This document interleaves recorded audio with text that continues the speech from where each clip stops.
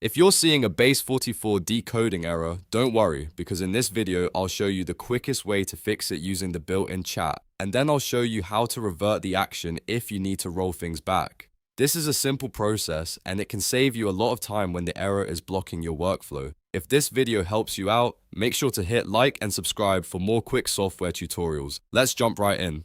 First, open the built-in chat inside Base44. This is the place where you can talk directly to the tool and ask it to help resolve the error.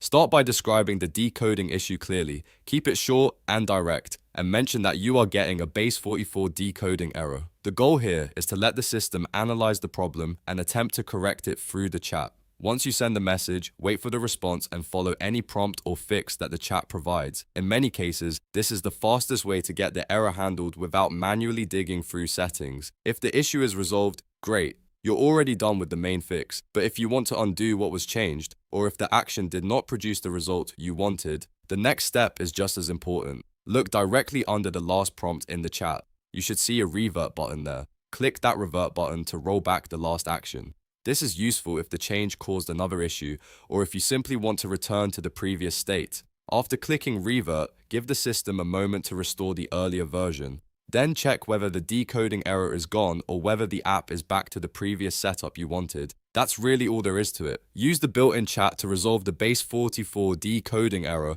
and if needed, use the revert button under the last prompt to undo the action. If this video helped, please like the video and subscribe for more fast fixes, simple walkthroughs, and helpful software tips. Thanks for watching, and I'll see you in the next one.